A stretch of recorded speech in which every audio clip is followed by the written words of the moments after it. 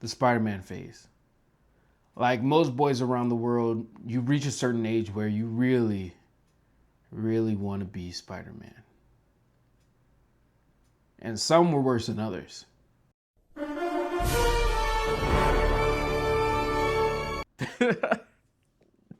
Yo, I'm sorry, Jacob, bro. Everybody wish Jacob a happy birthday in the comments. Ever since I was a kid, Spider-Man was one of my first loves.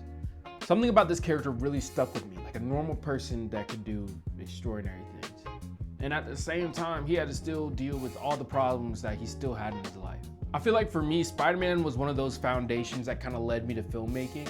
Because when I was a kid, I only had Spider-Man 3 on DVD. So with Spider-Man 3 on DVD, I had the second disc, you know, with all the special features. And I watched the special features more than the movie. I feel like everybody kind of thought I was a little strange because I kept on looking back on how they made the Green Goblin costume, how the CGI team came up with the Venom, you know, the actual symbiote movement. But constantly watching those, I feel like that really revealed to me the magic behind filmmaking that I really needed at that time. Like I didn't know it yet, like as a kid, but I felt like that really pushed me to be a filmmaker. Hey, and with Spider-Man Brand New Day coming out and it being the first Spider-Man film in my adult life, I had to challenge myself.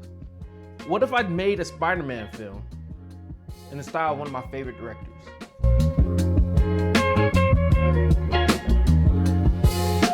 All right, welcome back to episode 2 of the Film Trials, where we push ourselves with filmmaking.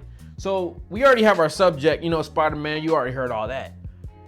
But now we gotta figure out our director. I know you can't see it quite yet, but we have a spinner right above my head. I'm gonna spin that and see what director we land on.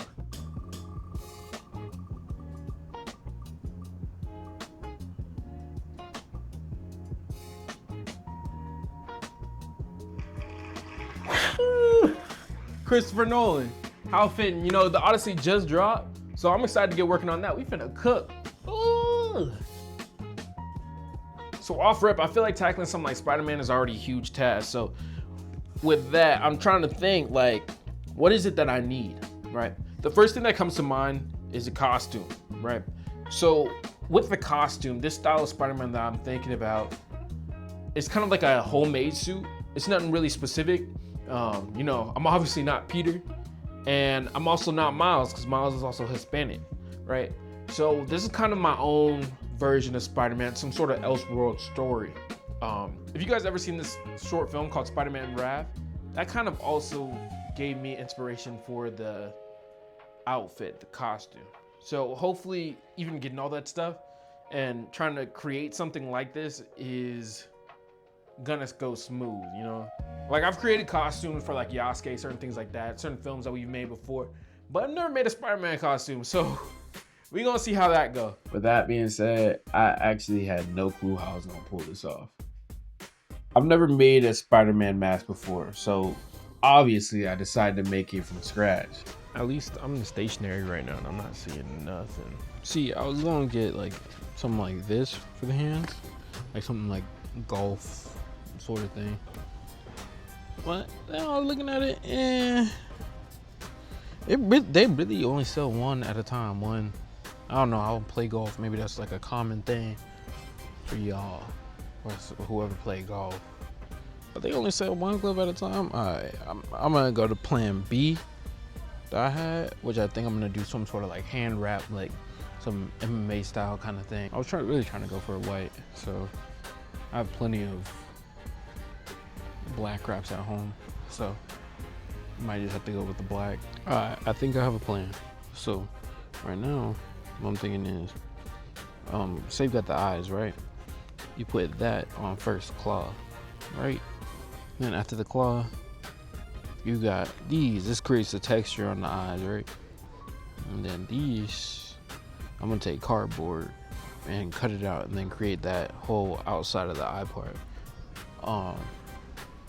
And then cover this in it. At least that's my plan for right now.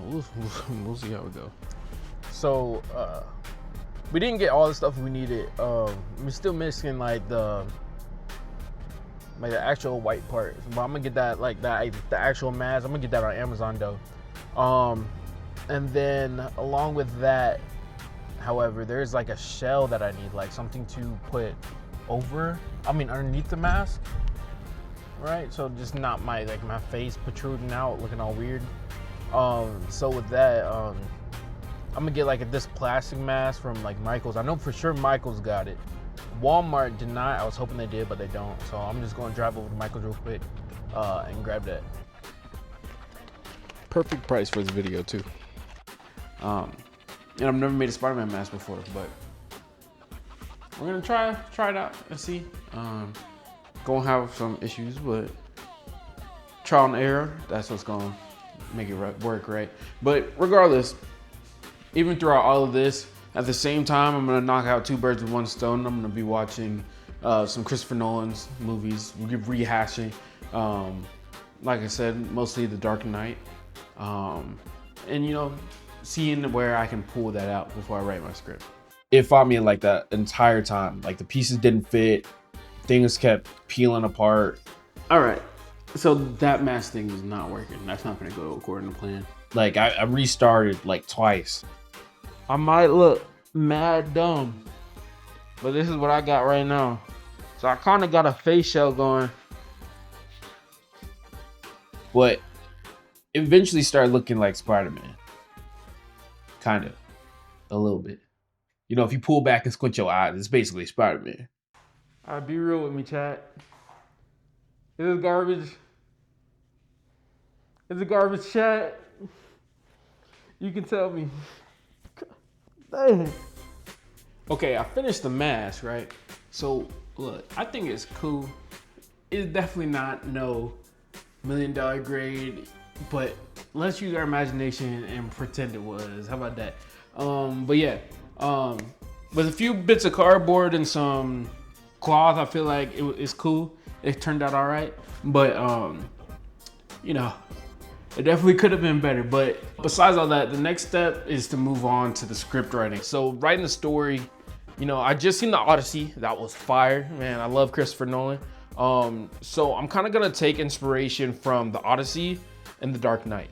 I feel like both of those kind of has been inspiring to me right now whenever it comes to this kind of story and this kind of idea. So I'm kind of gonna take inspiration from those two to create something unique, but still kind of feel like Christopher Nolan. So I'm working on this script, right?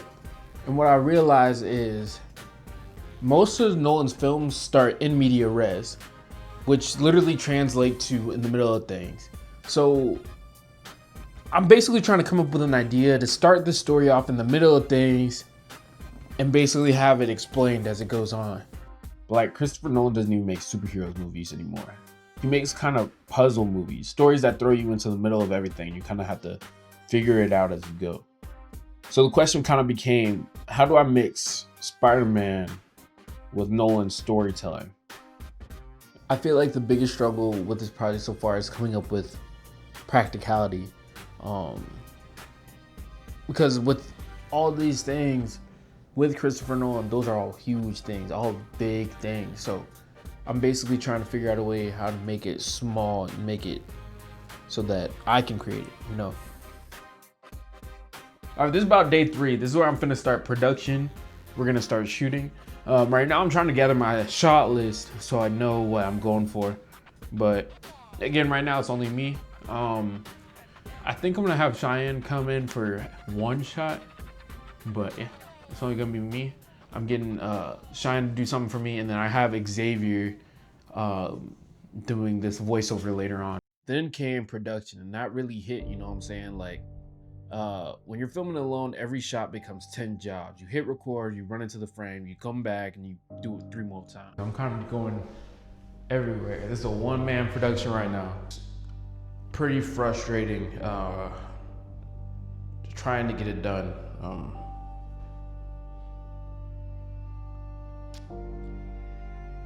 And it makes it take way longer than it needs to.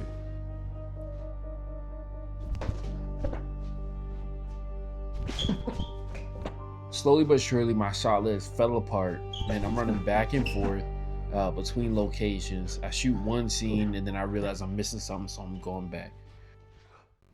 All right, guys, Cheyenne's here, and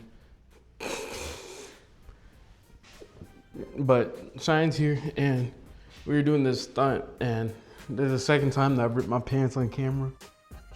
My pants ripped, guys.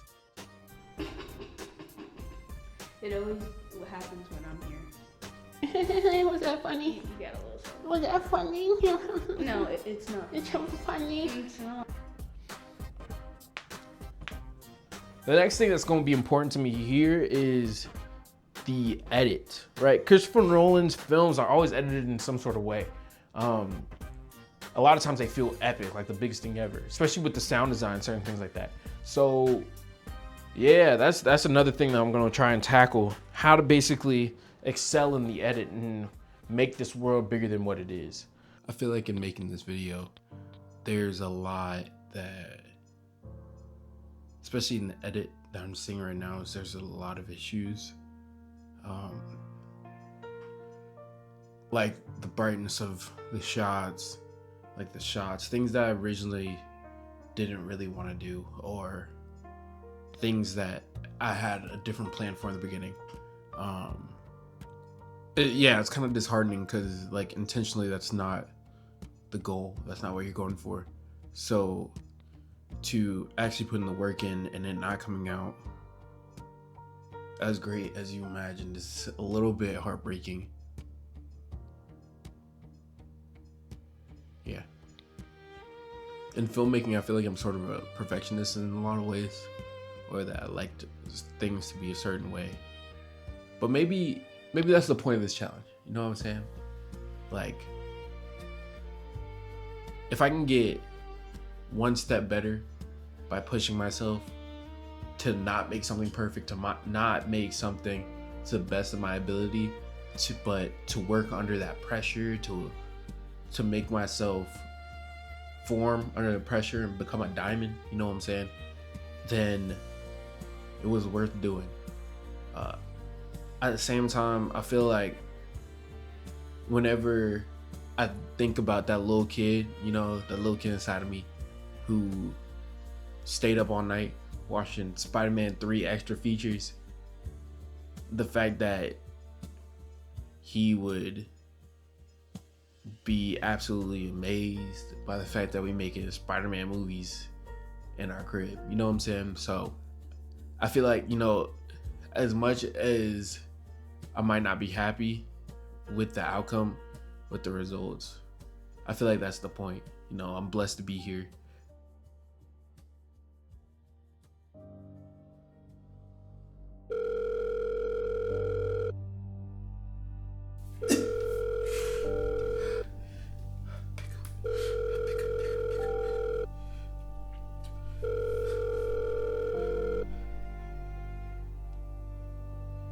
Micah, you there? Micah, you there?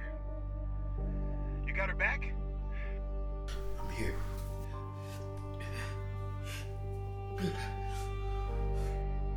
What's wrong? Nah, you don't sound right. Talk to me. What happened?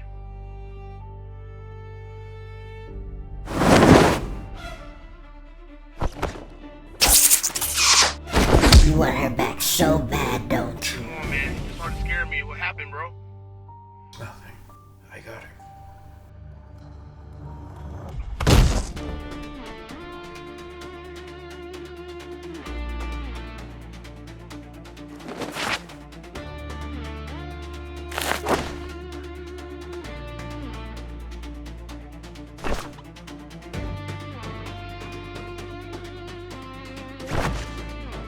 Give her back.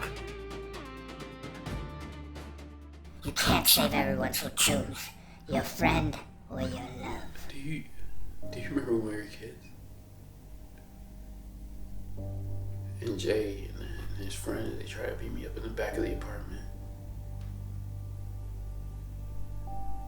But you were the only one who had my back.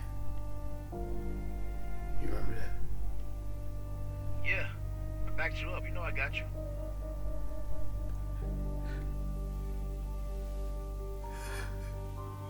I'm so sorry. Why are you apologizing? Who are you? Micah! Help! Micah! I'm so sorry.